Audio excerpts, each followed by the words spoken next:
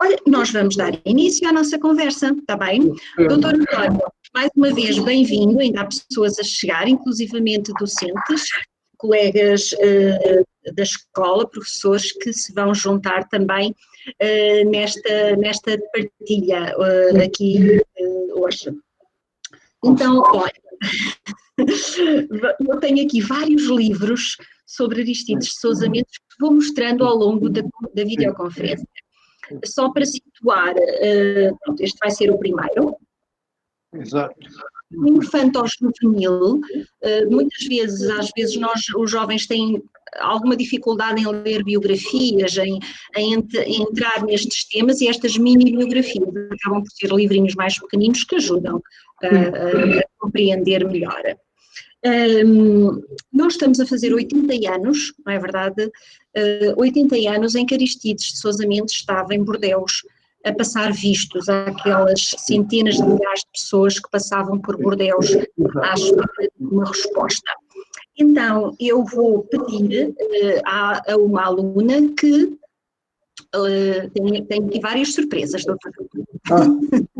Aqui várias surpresas. Então, nós, alguns destes alunos que estão aqui na videoconferência, fomos a Cabanas de Viriato, estivemos na casa de Aristides de Sousa Mendes, seu avô. Eu depois desafiei os meus alunos a fazerem uma carta a Aristides de Sousa Mendes. Percebendo que eles tinham ficado, a maior parte deles nunca tinham ouvido falar de Aristides de Sousa Mendes. Portanto, esta também é uma missão que eu levo a peito, porque as novas gerações têm que conhecer estas personalidades, e é um português, estamos a falar de um português, e portanto, depois de eu lhes falar, depois de termos feito visitas a Cabanas de Viriato, termos ido à Fronteira da Paz, a Vila do Doce, eu desafiei-os a escrever uma carta a Aristides de Sousa Mendes. Algumas dessas cartas eu depois vou-lhes enviar. Okay. E agora ia pedir à aluna Tatiana Dentinho que começasse por ler a sua carta. Pode ser, Tatiana? Sim. Obrigada. Boa tarde, excelentíssimo Sr. Cônsul. Primeiramente, gostaria de dizer que o admiro e que é uma inspiração para muitos jovens. O que fez não seria feito por outra pessoa qualquer. Portugal tem sorte em ter pessoas corajosas e lutadoras como o senhor. Há muita gente grata, por exemplo eu, pelo facto do senhor ter salvo tanta gente, 30.000, talvez mais. É preciso ter um carácter muito forte para tomar uma decisão muito rápida sobre desrespeitar ordens dos seus superiores e salvar milhares de pessoas. Até nos cafés ajudava pessoas. Passou dias e noites a passar vistos, ajudou crianças órfãs, deixou os refugiados dormirem em sua casa e invadir, entre aspas, o seu espaço privado. Na minha opinião, e muitos outros, não têm devido reconhecimento por ter salvo tantas pessoas. Nós, jovens do século XXI, não fazemos ideia do que se passou. Talvez o senhor tenha passado mais vistos do que se pensa. Ajudava pessoas com todos os tipos de cores ou de raças e não só lucros e riquezas. Queria agradecer por o senhor não ser nosso. Obrigada. Muito bem. Eu também agradeço. Então agora vamos ouvir a primeira pergunta, está bem, doutor António? A Leonor vai colocar-lhe a primeira questão. Sim. Boa tarde, doutor António. A minha pergunta é: o que mais admirava no seu avô? O que mais admirava, eu conheci-o pouco, porque quando ele morreu eu tinha 4 anos e meio, está a ver? De maneira que nessa altura o que eu me lembro dele é o que eu admiro. E era um avô, que eu posso dizer, simpático. Não me lembro das palavras que ele me terá dito. Imagino que me tenha dito bom dia, boa tarde.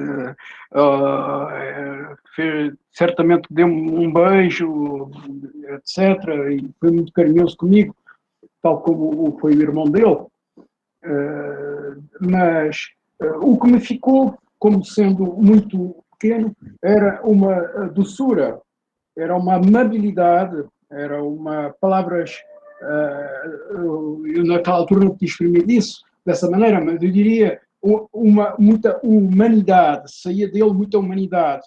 Por isso a carta que a colega leu, onde fala de que ele recebia pessoas em casa e que ele oferecia, partilhava tudo, a comida com os refugiados, e sentia a dor dos refugiados, a compaixão Isso eu sei, hoje sei e sinto hoje, não é?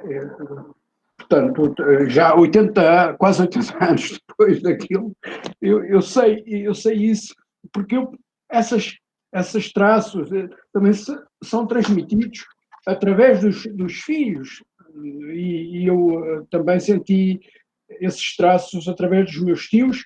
Eu conheci 12 deles, ele foi pai de 14, portanto eu conheci 12 dos meus tios e tias, e o meu pai, portanto, e todos eles tinham um pouco essa característica, uns mais, outros menos, mas por vezes as pessoas que tinham menos também um pouco por defesa, porque havia um grande investimento pessoal do coração dele e o que eu hoje sinto também, depois da minha experiência de vida, também é que ele realmente fez tudo o que pôde pelos outros, pelos refugiados. E ele sentiu que tinha que não estava por acaso em Bordeus, como cônsul de Portugal em Bordeus, porque ele veio o posto anterior onde ele esteve como cônsul-geral foi na Bélgica, onde ele esteve 9 anos. Foi uns 9 anos muito bem passados para toda a família e para ele, e a partir daí ele poderia ter ido para a embaixada, naquela altura não se chamava embaixada, era a legação de Portugal na China, por exemplo, mas sem que ele saiba por que razão Salazar enviou para Bordeus. Bordeus, que era um posto equivalente ao posto onde ele tinha passado 9 anos, justamente na Bélgica. E isso normalmente na carreira diplomática não se faz muito.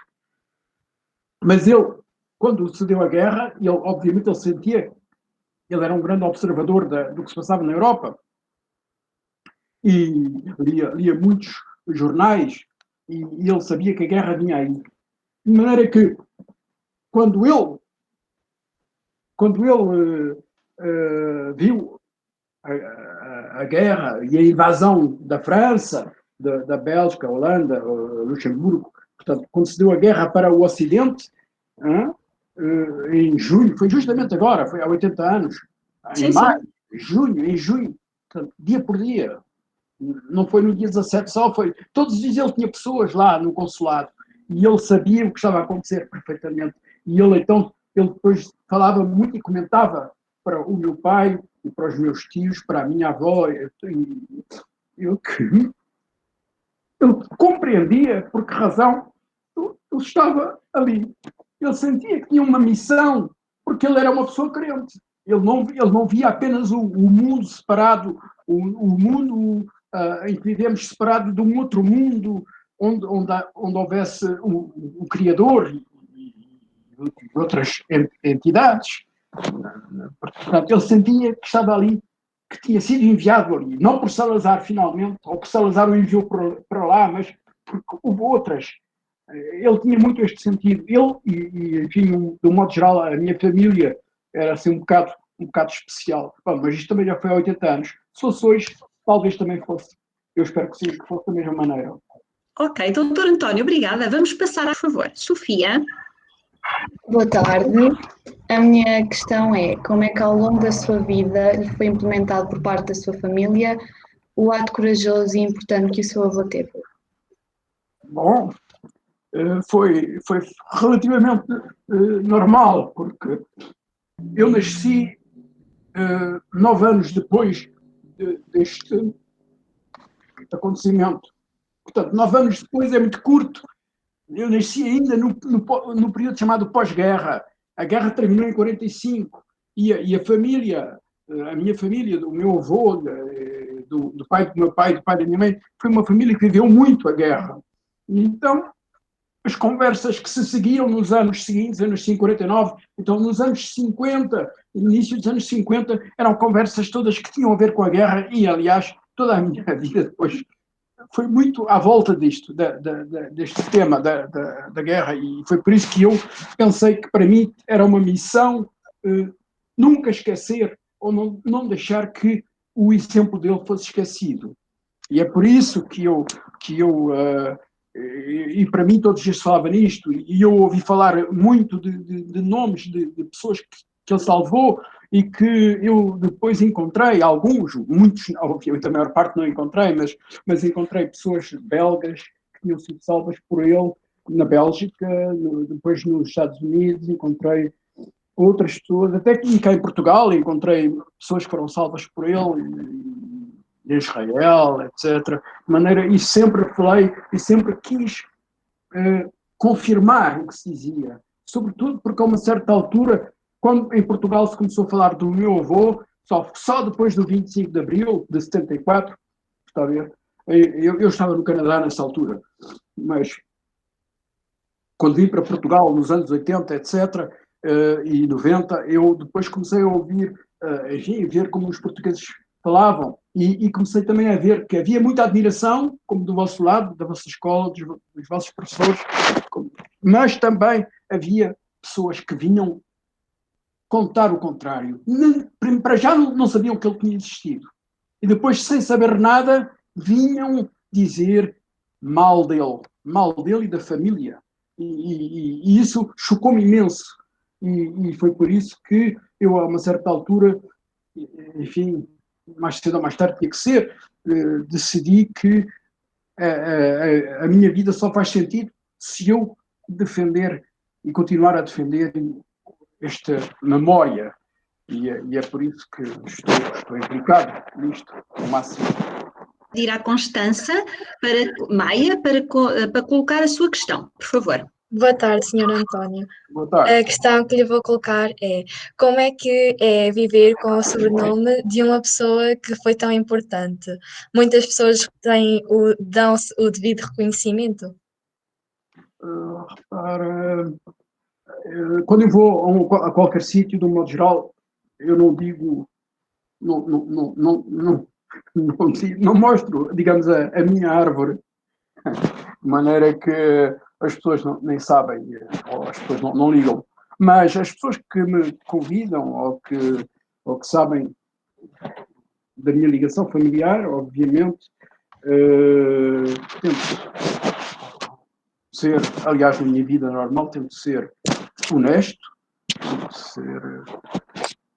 trabalhar com a verdade, sempre com a verdade, contar a verdade, apurar a verdade, porque isso é muito importante. Foi por isso também que eu continuei a recolher testemunhos de outras pessoas que ainda estavam vivas, porque as pessoas partem, ninguém fica cá. Não. Portanto, durante um tempo estão e depois desaparecem. E então eu tive que encontrar pessoas vivas e ouvi, tomei nota e depois, a uma certa altura, até escrevi as memórias do neto, que é um livro que está aqui atrás, ou aqui, um dos lados. Eu aproveito para mostrar, aproveito para mostrar que é um livro que eu tinha hoje intenção de, se estivéssemos na escola, era um livro que eu teria gosto em ter à venda, mas não foi possível. Então eu agora ia passar à Tainá, por favor, a tua questão. Boa tarde. A minha pergunta é o seguinte: o seu avô foi considerado por algumas pessoas um louco e por outras um herói. Na sua opinião, seu avô foi um louco ou um herói? Foi as duas coisas, porque nós todos somos um pouco loucos e muitas vezes temos que ser um pouco heróis também. Portanto, temos que enfrentar as situações do dia a dia e durante o dia acontecem situações, por vezes, em que temos que fazer apelo à nossa imaginação, à nossa excentricidade, por vezes, e isso pode parecer um pouco louco para outros, mas porque o ser humano é algo de muito, que contém tudo. Nós todos nós, não há ninguém, todos nós contemos em nós o universo. Todos nós temos tudo em nós. A bondade, a maldade. Depois, a heroicidade. A heroicidade é quando realmente nós estamos conscientes de que temos fazemos parte do mundo com os outros todos e podemos ajudar ou fazer o bem, eu diria fazer o bem, Não, porque não vou dizer fazer o mal, mas acontece também que fazemos o mal, porque lá está, nós somos tudo, nós somos o universo. Por isso que dizem, os israelitas dizem muito, e também, finalmente, os cristãos devem dizer isso, porque está na Bíblia, mas normalmente faz-se referência aos livros dos judeus, o Talmud, que quem salva uma vida salva o mundo inteiro ou salva o universo. Porque nós todos contemos o universo. E nós somos um universo. Cada pessoa é um universo em si. E por isso, na Bíblia também está escrito um dos mandamentos, não é? Não matarás. E é isso. Obrigada. Então eu pedi à Letícia que colocasse a questão seguinte. Letícia Ferreira, por favor. Sim. Olá, boa tarde. A minha pergunta é, se estivesse no lugar do seu avô, faria algo diferente? Essa é uma pergunta muito difícil também, porque muitas vezes faz essa pergunta. E eu, obviamente, nós não somos máquinas. Somos tudo, somos um universo, mas não somos máquinas. E não somos programáveis. Portanto, temos que ter, à partida, temos que ser muito... Também temos que ser modestos. Nesse sentido, temos que ser... não nos demos... sei lá, pôr em uma posição onde não devemos. Portanto, temos que ter muito... Porque nós medimos muito também a nossa vida. Quando nós estamos numa situação como a dele, e repare, a dele foi uma situação de um homem que era casado, que foi pai de 14 filhos. Naquela altura tinha 12, porque 2 morreram, entretanto, nos anos 34. Mas ele era extremamente bondoso, sempre ouvi toda a gente a dizer isso. E era muito corajoso. E tinha um sentimento, um sentido de, lá está, de um dever, mas não era o dever apenas o dever burocrata ali, era também o dever como ser humano, e ele era outra coisa, era cristão também. Eu também sou cristão. Bom, agora, se eu era capaz de fazer aquilo, não sei, porque nós temos que ver uma coisa, isto há 80 anos foi uma guerra brutal. Eu diria, não sei o que digo, muita gente, é o apocalipse, foi apocalíptico. A Segunda Guerra Mundial, aliás, com as bombas atómicas e a destruição de uma série de grandes cidades europeias, como Varsóvia, Berlim, Londres, Dresden, na Alemanha, Roterdão. Quantas cidades europeias foram completamente arrasadas e as pessoas, milhares e milhares de pessoas morriam nesses bombardeamentos. Portanto, realmente, a situação é de darem louco. E aí está, o meu avô teve que trazer a família para Portugal no início da guerra, em setembro de 1939, depois voltou para Bordeaux com a minha avó e 2 filhos e as empregadas e tudo, e voltou, e ele quando voltou para lá, ele não sabia o que ia acontecer, porque a invasão fosse há 80 anos, a invasão da França foi em junho de 40, foi agora mesmo, neste momento, há 80 anos. E então a Bordeaux foi bombardeada também, está a ver? Uma pessoa não sabe, vai morrer, não vai. O que é que ele pensou? Eles pensavam, eu vou morrer. Será que a situação, para eu dizer uma coisa antes, eu teria que dizer uma situação semelhante. E se a situação fosse assim, não sei, mas ele pensava, eu vou morrer, provavelmente, mas eu vou ajudar o mais possível pessoas.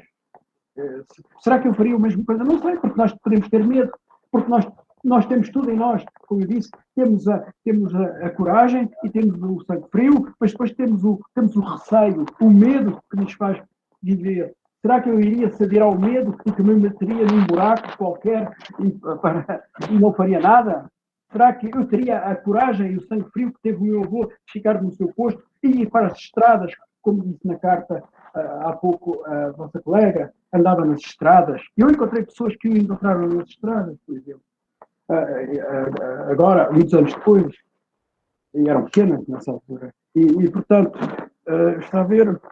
É assim, essa questão, se eu disser simplesmente, se eu disser, sim, eu faria o mesmo, são gabarolas, não é? Porque não tem, nós temos que ter realmente conta da situação e de tudo, e temos que ter medida também nas nossas palavras, nos nossos sentimentos. Obrigada, doutor António. Eu ia pedir agora ao Dinis que colocasse a sua questão. Muito boa tarde, António. Boa tarde. A minha pergunta é, num artigo do National Geographic, o seu avô foi intitulado O Herói Sem Capa, onde está escrito que quebrou as regras para salvar vidas. Acha que hoje em dia ainda existem pessoas que, tal como seu avô, pensam primeiramente em ajudar e salvar os outros, tendo em conta que colocam a sua vida em risco? Sim, ainda há. Porque nós todos temos isso.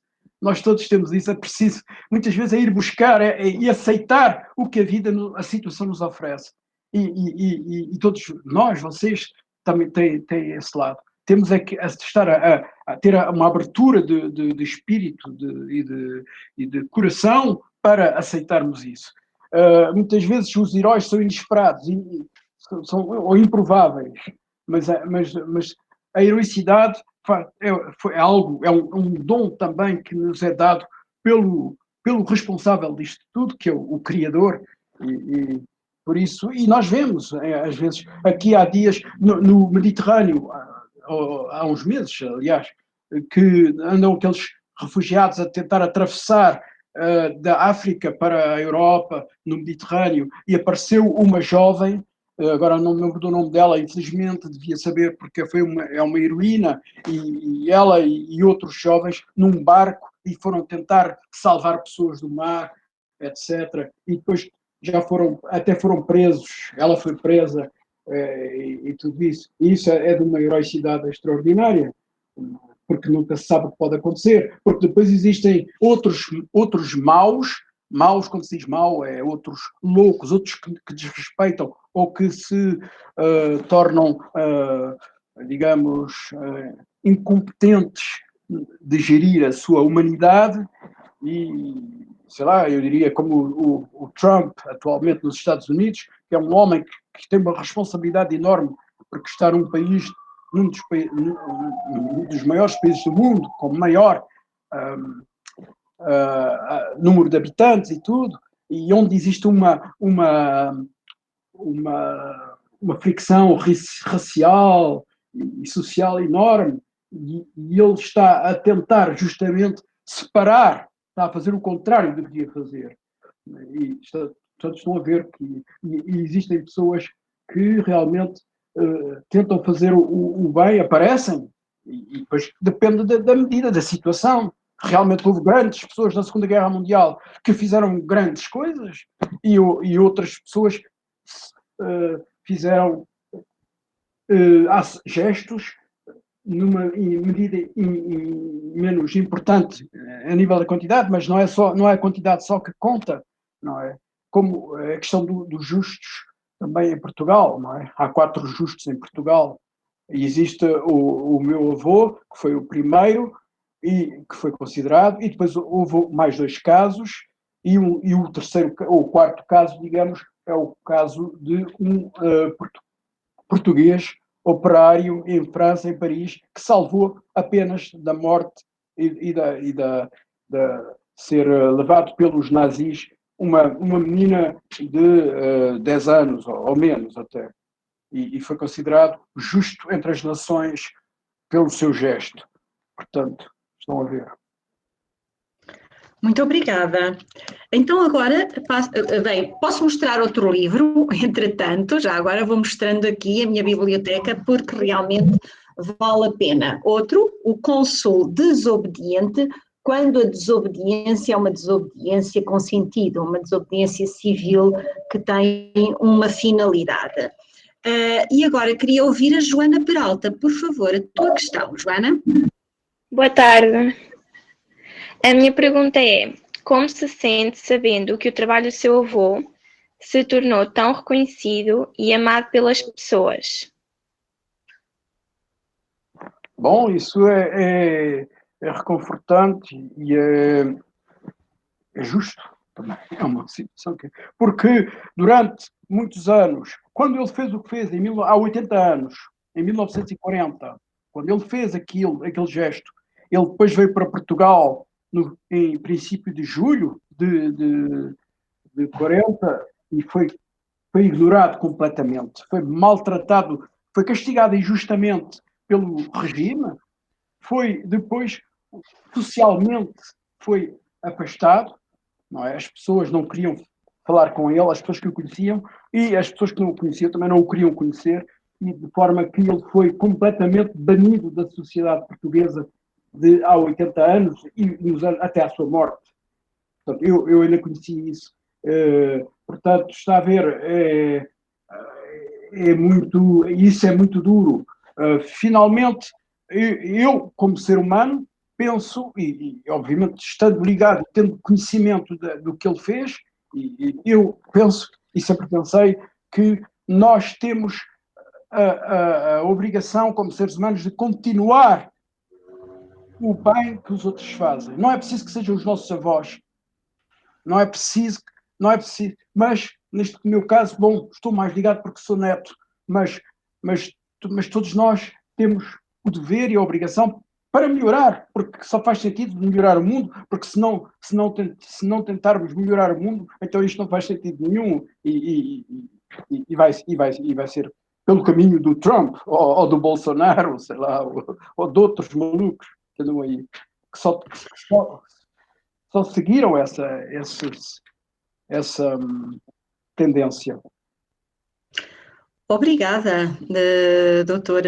António. Eu agora vou pedir ao Afonso Cadima para colocar a sua questão. Afonso. Olá, muito boa tarde. A minha questão é a seguinte: sente-se orgulhoso de pertencer à família de uma pessoa que foi tão importante para a vida de tanta gente? Bom, não, o orgulho é uma palavra perigosa também, e eu diria, sinto-me contente, sinto-me feliz por estar próximo de uma pessoa que fez bem aos outros, e numa altura, como disse há pouco, uma altura de destruição apocalíptica, e ele estava no sítio certo para fazer bem, e ele fê-lo, e eu sinto-me feliz por isso. Agora, o orgulho é muito perigoso. Então, eu penso que vale mais dizer, eu tenho que estar à altura dele, sim, responsável, e é preciso ter um sentimento de responsabilidade. E então, eu penso que ao ir ao encontro dos outros, das escolas, das comunidades em geral, eu penso, e contando e partilhando o que ele fez, e este amor pelos outros, só por facto de existirem, sem interesse de saber se são, de onde vêm, ou de que região são, tudo isso é que me dá conforto e dá-me bem-estar e felicidade. Tal como agora, quando vejo as vossas perguntas e o vosso interesse, penso que é preciso realmente que haja outros que continuem e que contem esta história. Obrigada. Então, se calhar a próxima pergunta vai um bocadinho se calhar é uma continuação. Laura Gaspar, por favor. Boa tarde, Dr. António. Eu tenho duas questões para lhe fazer. Uma é se ser neto de Aristides Sousa Mendes é uma missão de vida e como é viver todos os dias, pensando como o seu avô fez um gesto que salvou tanta gente, arriscando a sua própria vida. Sim, realmente é uma missão, porque nós todos temos que ter uma ou várias missões, não é? Vocês estão numa fase onde ainda estão a formar-se a nível profissional ou académico, etc. Estão a definir-se. Há uns que irão exercer mais profissões mais na área da ciência, outros não, outros juristas, mas todos nós, todas estas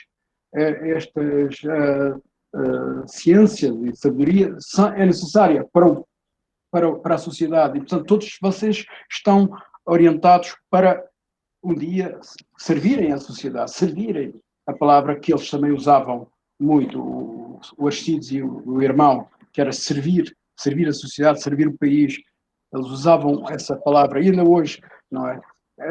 E a nível, não é só em português que se diz isso, não é? Portanto, o serviço do outro, o serviço da comunidade é muito importante. E eu pensei que o que eu faço hoje, quando vim para Portugal, sobretudo, era trabalhar com algo que eu aprendi, de falar línguas. Então, eu fui e trabalhei e trabalho, eventualmente, ainda não sei o que é que o vírus vai me deixar fazer, mas para ganhar dinheiro, não é? Então, faço como intérprete. Então, mas ser intérprete é muito importante porque permite que as pessoas comuniquem uns com os outros, comuniquem algo, mas isso muitas vezes são assuntos que não me interessam, porque não me interessa por tudo, mas tenho que estar lá. Agora, algo que me fizesse realmente bem, sentir bem comigo próprio, quando estou finalmente em casa, isso é realmente falar deste assunto. Porque eu pensei, o meu avô foi de tal maneira injustiçado e maltratado há 80 anos atrás, pelo regime da altura e dos anos que se seguiram, até à morte dele, em 54, ele foi extremamente maltratado. E o regime e a sociedade portuguesa que o silenciaram completamente e que o ignoraram completamente. Isso foi um castigo não só para ele, foi um castigo também para a família e foi um castigo para o próprio país. Porque quando se chegou a 1974, a 25 de Abril, a memória de Aristides não existia.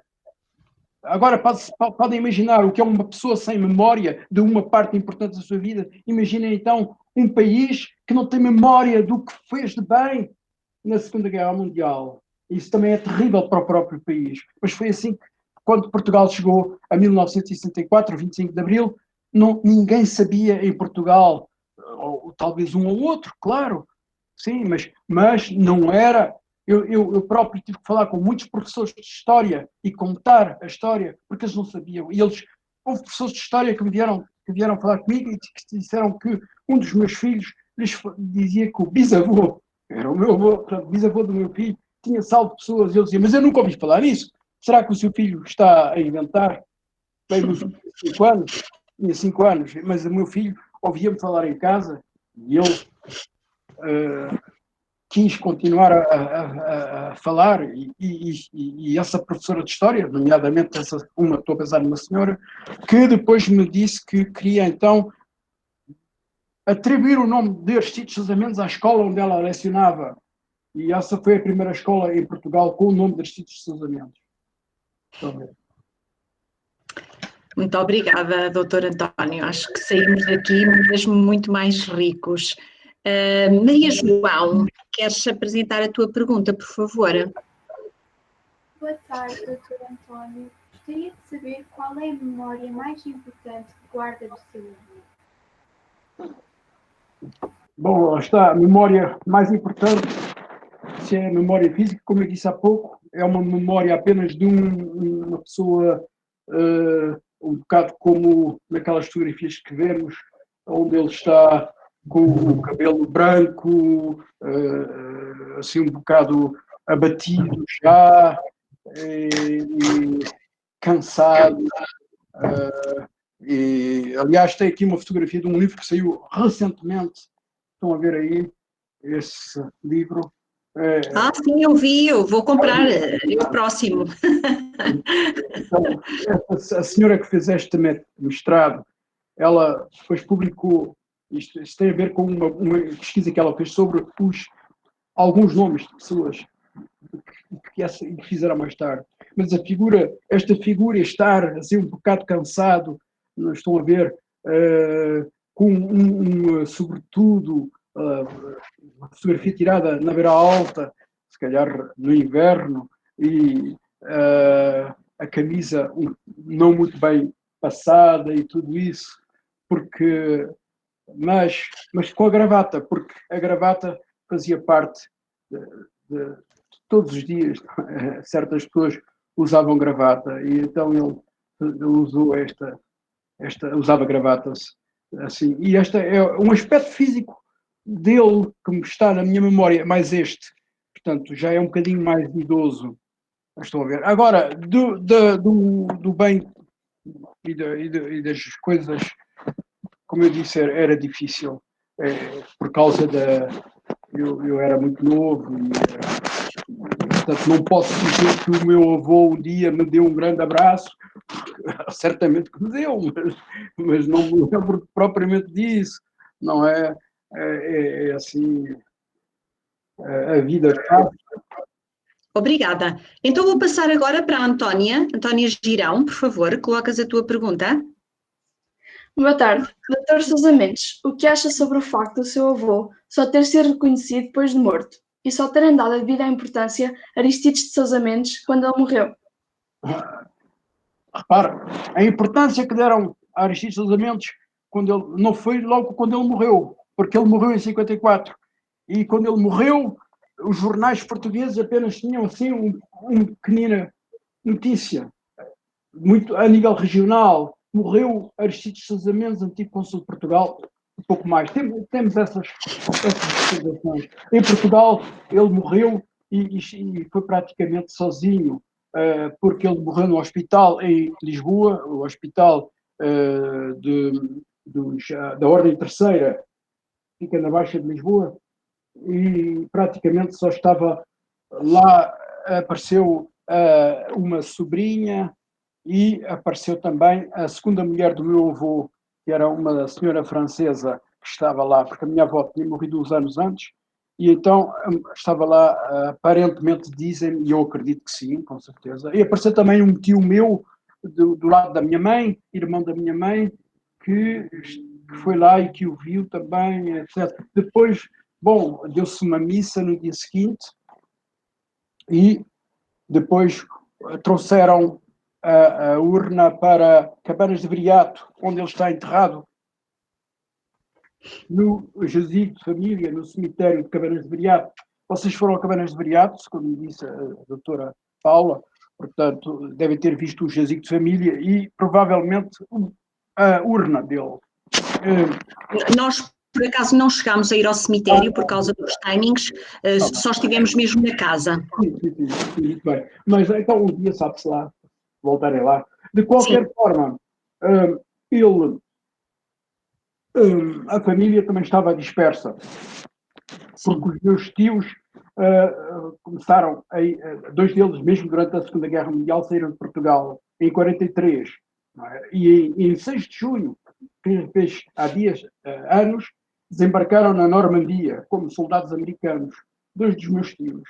Portanto, foi uma participação na guerra, está a ver, foi o sentimento, lá está, da revolta deles, como seres humanos, lá está. E aí, como eram jovens de 20 anos, um tinha 20, o outro tinha 21 ou 22, e quiseram lutar contra o inimigo nazi que tinha causado tudo aquilo, e então eles, como tinham nascido nos Estados Unidos, tinham a dupla nacionalidade e inscreveram-se como soldados americanos no exército americano, foram para a Inglaterra e desembarcaram no dia 6 de junho de 1944.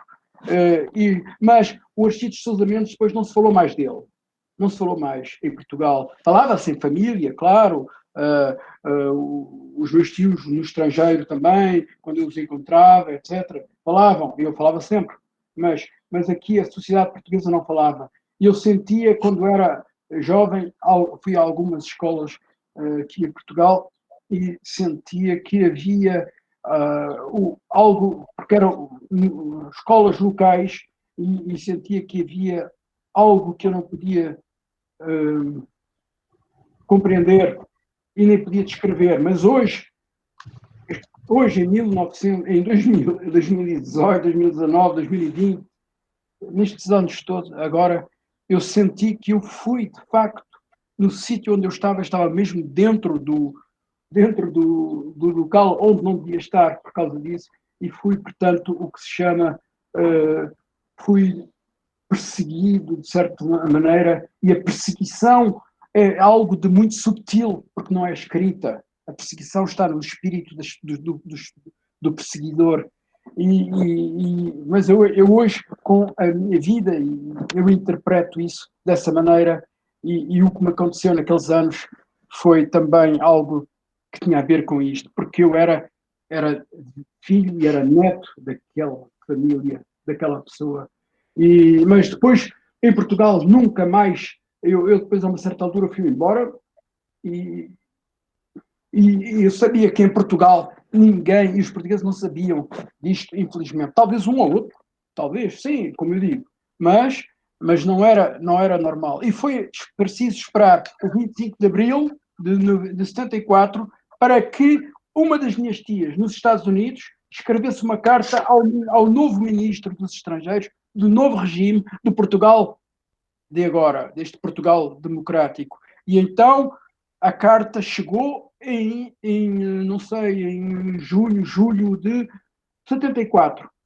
E a carta foi para um monte de cartas que estava no gabinete do Sr. Ministro dos Negócios Estrangeiros. 2 anos depois ainda lá estava. Estava na mesma, não tinha tido qualquer andamento, não tinha tido resposta.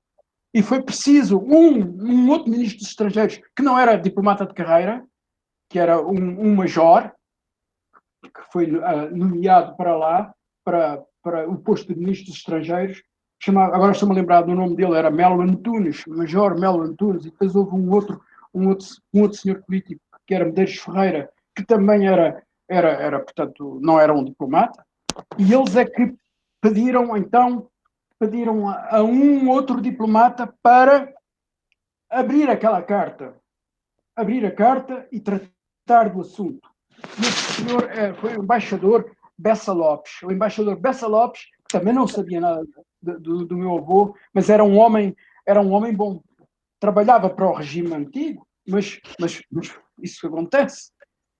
E então, o que é que fez este senhor, o embaixador Bessa Lopes? Foi ao cofre onde estava indicado que estaria o processo do Aristides Sousa Mendes. Ele abriu o cofre, portanto, 74, 40 para 50, eu faço as contas, como diria o Guterres, vejam lá quantos anos foi. Foi menos de 50 anos depois. Ele abriu o cofre e viu o processo do meu avô, que está aqui todo num livro, aliás, está aqui, que foi produzido pelo Ministério dos Estrangeiros. E então ele, o embaixador Bessa Lopes, ele ficou doente com aquilo. E ele recomendou que se fizesse um livro sobre o assunto e que ele fosse reintegrado. E foi esse senhor embaixador Bessa Lopes que criticou ao máximo o comportamento do regime anterior. Quando eu digo regime anterior, não quero estar a dizer muitos nomes, mas sabem que havia Salazar, não era o principal responsável, e que havia outras pessoas, mas eu não quero estar a dizer nomes agora, porque isto... ele ficou horrorizado e foi mesmo, ficou doente, mesmo com aquilo que viu. Mas o relatório que ele fez sobre o meu avô foi um relatório que depois serviu em 1978 para que a Assembleia da República, o Parlamento Português, realmente decidisse reintegrar na carreira diplomática e promover o meu avô Aristides ao posto de ministro plenipotenciário, quer dizer, embaixador. E isso foi o início, foi a abertura das mentes, dos espíritos das pessoas mais ligadas ao regime anterior, e nomeadamente no Ministério dos Estrangeiros. Porque eu devo dizer uma coisa, o Ministério dos Negócios Estrangeiros é um ministério muito simpático e tudo, mas não fizeram a revolução. Eles não fizeram a Revolução de Abril. A sociedade portuguesa fez uma revolução mais ou menos, uns mais do que outros, mas houve uma... Mas o Ministério dos Estrangeiros, que era um dos ministérios, talvez o mais conservador, manteve-se na mesma, e só muito lentamente, com a partida daqueles mais antigos e com a entrada de novos diplomatas, fez a tal mudança. Doutor António, estamos quase a terminar. Então, olha, doutor António, eu queria lhe mostrar um trabalho que uma aluna fez, não destes alunos do 8º ano, mas uma aluna do 8º ano, que se chama Leonor Mendes. Sim. Não é a minha prima, não? nunca se sabe. E que fez um desenho de Aristides Sousa Mendes e que depois lhe enviarei, juntamente com as cartas que os alunos escreveram. E agora pedir ao aluno Miguel Rodrigues que partilhasse connosco o arranjo musical em trompete que ele vai tocar aqui para nós, que é um tributo a Aristides de Sousa Mendes. Muito bem, muito obrigado. Eu depois gostaria de dizer as palavras. Sim, ainda não terminamos. Só um bocadinho. Agora vamos ouvir música, depois é que terminamos. Obrigado. Então, doutor António, boa tarde. O senhor conhece a Filarmónica de Cabanas de Viriato? Não sei se já ouviu falar. Claro, conheço. Claro que sim. A Filarmónica de Cabanas de Viriato também compôs algo para o Aristides Sousa Mendes. Sim, foi um tributo composto por Carlos Marques que essa banda executou. E eu consegui chegar à partitura desse arranjo e então dessa obra e então fiz um arranjo para acompanhamento de piano e trompete. Sim, muito bem. Espero que goste. Espero.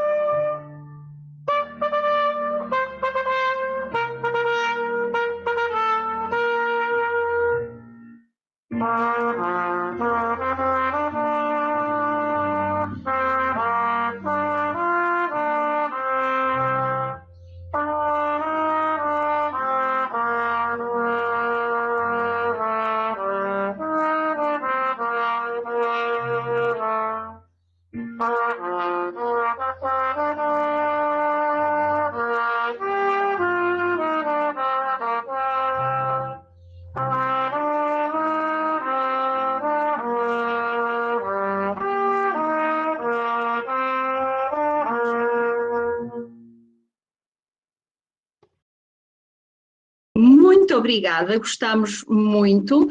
Eu agora ia dar a palavra ao Dr. António Joaquim, que é o nosso diretor, a quem eu agradeço muito a presença e que vem aqui, no fundo, finalizar esta aula. Obrigada, António. Boa tarde. Boa tarde. Olá. Estão a ouvir? Boa tarde. Boa tarde. Eu venho fazer apenas aqui um papel formal de agradecer, em primeiro lugar, ao convidado a disponibilidade, que já não é de agora, não é? A disponibilidade já vinha anteriormente e temos pena, bastante pena, que não se pudesse ter concretizado a atividade como nós a tínhamos pensado, que era aqui no nosso espaço, Sim. Com uma interação totalmente diferente dos nossos alunos e até dos nossos professores, porque nós temos tido, felizmente, em iniciativas deste teor, nós conseguimos ter tido uma participação interessada dos professores também, que se associam, às vezes até fora do seu horário das suas turmas, e vêm e também querem saber. E, portanto, foi pena esse lado, não podermos ter realizado, mas agradeço, não é? Agradecemos aqui em nome da escola esta disponibilidade de ter, em primeiro lugar, aceitado vir, e agora ter realizado assim a conferência, a conversa com os nossos alunos. Também tenho de agradecer à professora Paula Cristina, porque a professora Paula Cristina é dinâmica, não é? E já percebeu há muito tempo, não é de agora, que os senhores, quando vêm, são uma mais-valia, porque têm uma experiência diferente, têm um discurso diferente. E os nossos alunos geralmente ouvem com atenção.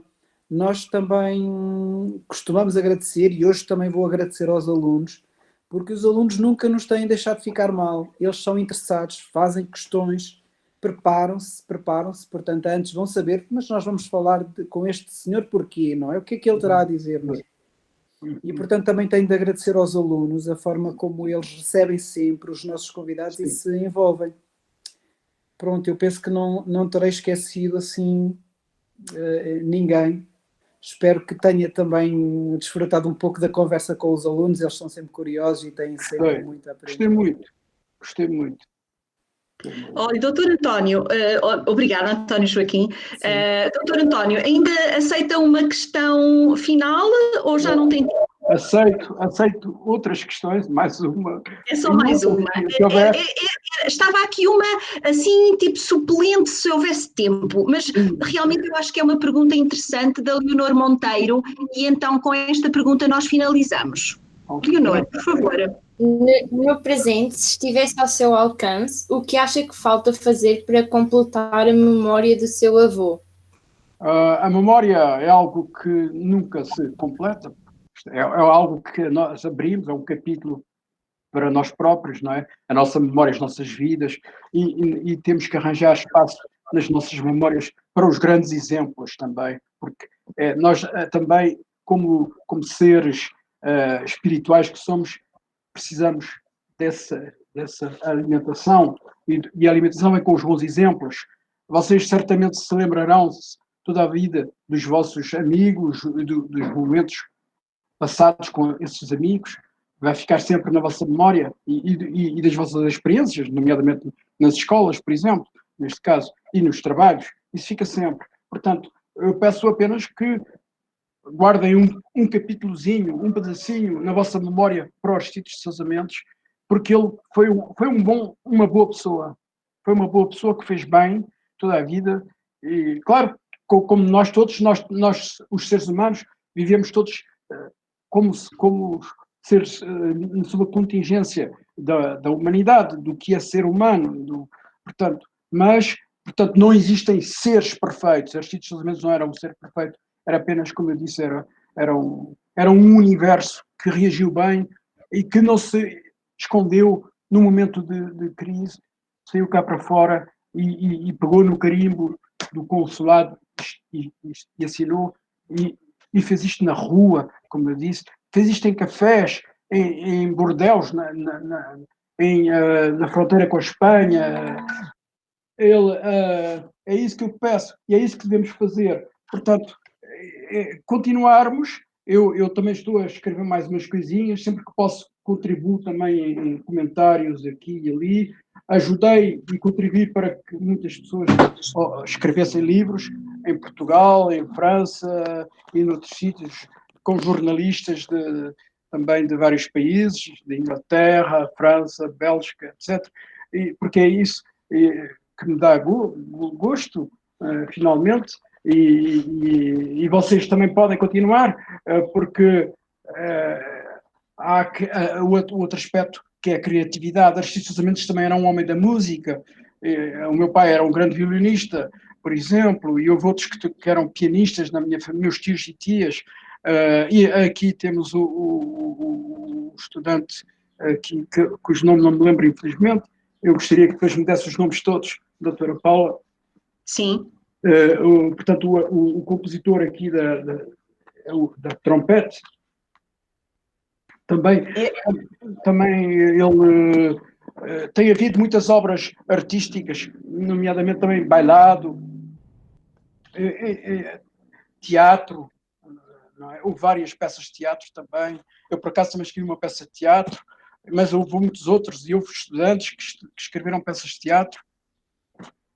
E, portanto, há muita coisa, mas apenas dizer que amanhã é o dia 9 de junho, e, portanto, na véspera do Camões, imagine que o Parlamento Português, amanhã, dia 9 de junho de 2020, vai votar discutir e votar, ou debater e votar, uma proposta de panteonização dos restos mortais de Aristides Sousa Mendes. Não se trata de levar o corpo dele para o Panteão em Lisboa, mas apenas que ele tenha honras de Panteão. Sim, e isso a nível digamos, também da própria,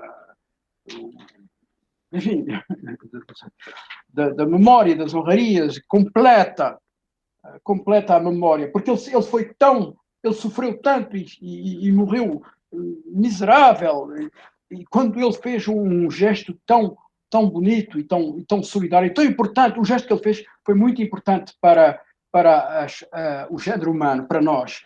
E então, ele amanhã será provavelmente, porque nunca se sabe, provavelmente ele será considerado também uma pessoa, um português que está no Panteão. Este aqui é o diploma, ou a cópia do diploma, certificado de honra, onde que lhe foi atribuído postumamente em 1966.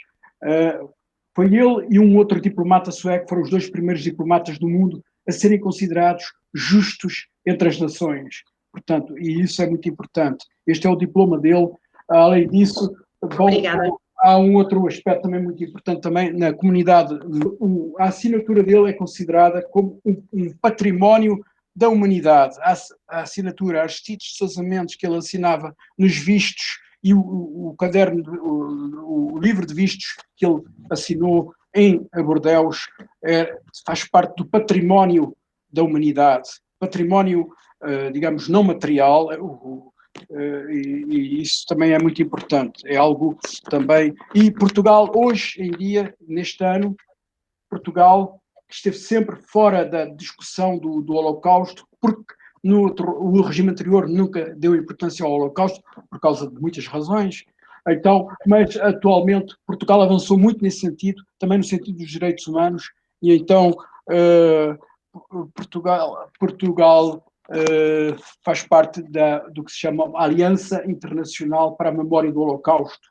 E houve uma exposição muito importante no Luxemburgo, etc., para a qual eu participei como pude, e bom. Doutor António, peço desculpa interromper. Essa exposição não se pensa que venha para Portugal? Eu estive muito interessada nessa exposição. Essa exposição são objetos nossos, da família, e essa exposição virá para Portugal agora, mas não como exposição.